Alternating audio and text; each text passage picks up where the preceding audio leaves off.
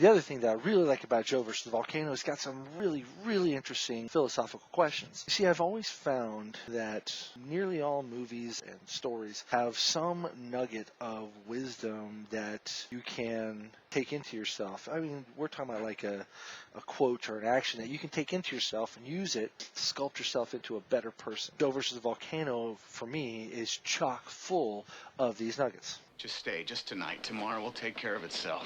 Now, that's just nice. I mean, that's from the Bible. I see it as a sign of tremendous sophistication that you haven't demanded my name. Or ask me what I'm doing here. I've always been interested in being like more sophisticated. Maybe not so much more sophisticated, but having the capacity to be more sophisticated, and particularly like in the right situation. And I really like that remark. It's sophistication to recognize it, but it's also sophistication to be that person. I'm not here to tell you who you are. I didn't ask you to tell me who I am. You're hinting around about clothes. That happens to be a very important topic to me, sir. Clothes. Mr. Banks? Banks. Clothes makes the man. I believe that. The clothes makes the man. I mean, let's be honest here. You put on a Halloween costume, you become whatever you are that day. You get dressed up for a job interview, you are the best professional you are, trying to get the job. Haven't you got anybody? No. But there are certain times in your life when I guess you're not supposed to have anyone, Certain doors you gotta go through alone. This is an interesting remark to consider because I was, at the time that I first saw this movie, I was very socially awkward. And, we all, I think, most everybody experiences that. But I was also very clingy and wishy-washy. And the problem that I had was I was often home alone and not invited to social engagements. And when Joe said this, I started thinking about the value of having time by yourself. I mean, maybe you didn't go. Maybe that was a time that you needed to be home by yourself to reflect on your day or to get that phone call from grandma or something like that. Don't get me wrong now, the social engagement is a critical part of the human experience, but sometimes we need time to ourselves to reflect on something. And what was nice about this part is it's kind of this bit of permission. You kind of feel like this, it's okay to be by yourself. For me, it gave me an avenue to maybe be a little bit less clingy. And over time, I think it started to sink in, and I became less clingy, less socially awkward, and I started going to the social events that once upon a time I had been missing out on. Did you ever think about killing yourself? What? Why would you do that? Why shouldn't I? Now, don't get me wrong, this is a very serious topic, and if you're having any kind of thoughts about suicide, you should definitely talk to somebody, whether it's a friend, whether it's somebody you don't know, like a police officer or, a professional, even if it's somebody at the Walmart checkout, just talk to somebody and let them know, well, maybe when you're the only person in line. Stop by a fire department, make an anonymous phone call to a tip line, talk to somebody.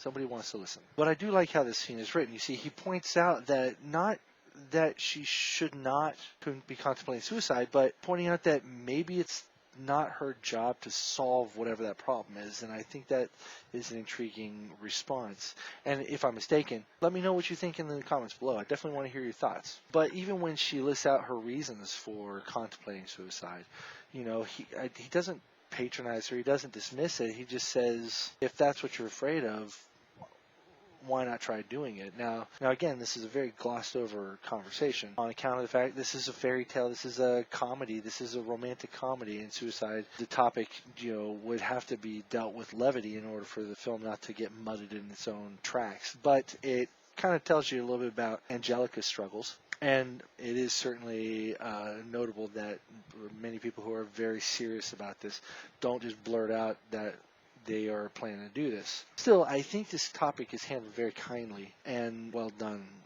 Well, that's the ironic part, really. Mr. Banks, you're a hypochondriac. There's nothing wrong with you that has anything to do with your symptoms. Now, my guess is that your experiences in the fire department were extremely traumatic. You experienced the imminent possibility of death. But the cumulative anxiety of those brushes with death left you habitually fearful about your physical person.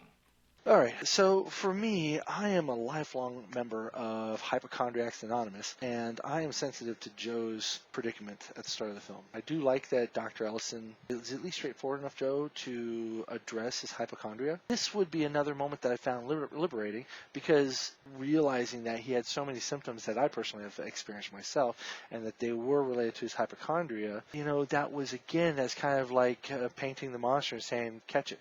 And there it is. You can cage it. It's more catchable. It's more manageable. Because he's never around. Well, if you're angry with him and he's never around, why are you working for him? I don't work for him. My transport of you is strictly a favor. You do favors for people you're mad at?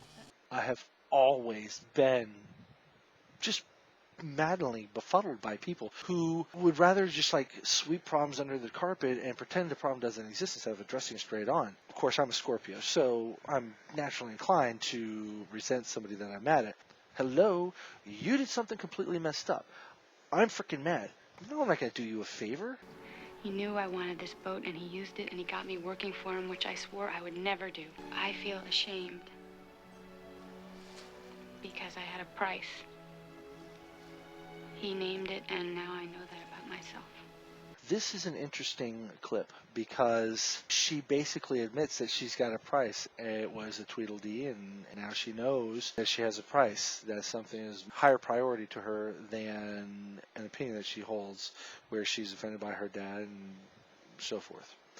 And that inspired me to take a close look and do everything I can to not be to not have a price. I don't know if I'm successful on that. I'll just be straightforward. No one has come and offered me $5 million to do something I have moral or ethical or other conceptual reason not to do. But if you have no price, there's no coercion, there's no leverage, there's no ability to manipulate. But don't forget to like and subscribe. I just try and operate from a philosophy of self-consistency. Think about it. If you're one person in one situation, but you're another person in an entirely different situation, which one's the real you? Who are you?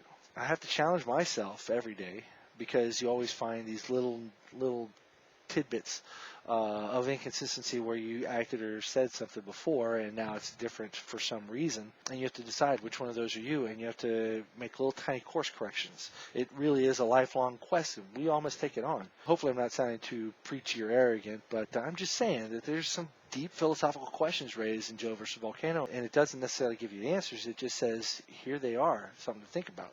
My father says that almost the whole world is asleep. Everybody you know, everybody you see, everybody you talk to.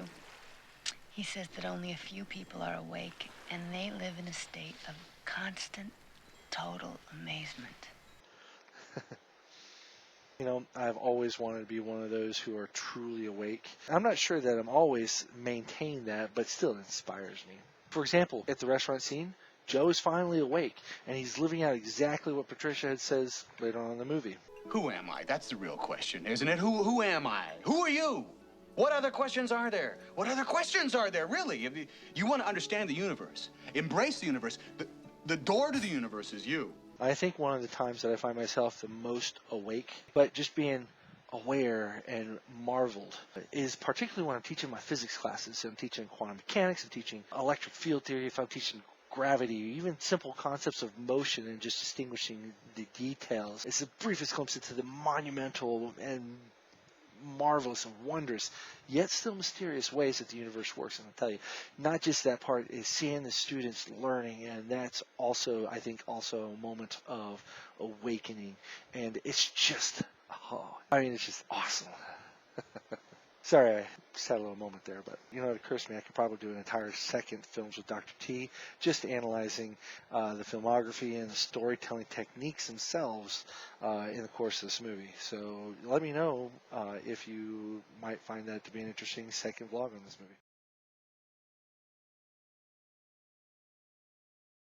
movie. And that is Joe versus the Volcano through my eyes. So, thanks everyone for sticking around and watching my very first films with Dr. T. Help me out by clicking like, and if you click on subscribe, it'll be easy for you to find my next Films with Dr. T video. But I'm going to be honest with you, I really like the likes and get a little bit of a hound on that, if you will. So I decided that the next Films with Dr. T I'm going to do is called Empire Records. But I wanted to make sure I got this launched first for you. And let me tell you, this has been a lot of fun making this first video. I hope you all enjoyed my vlog, and I look forward to posting more content for you to check out. Thanks for stopping by, film aficionados. Take this easy.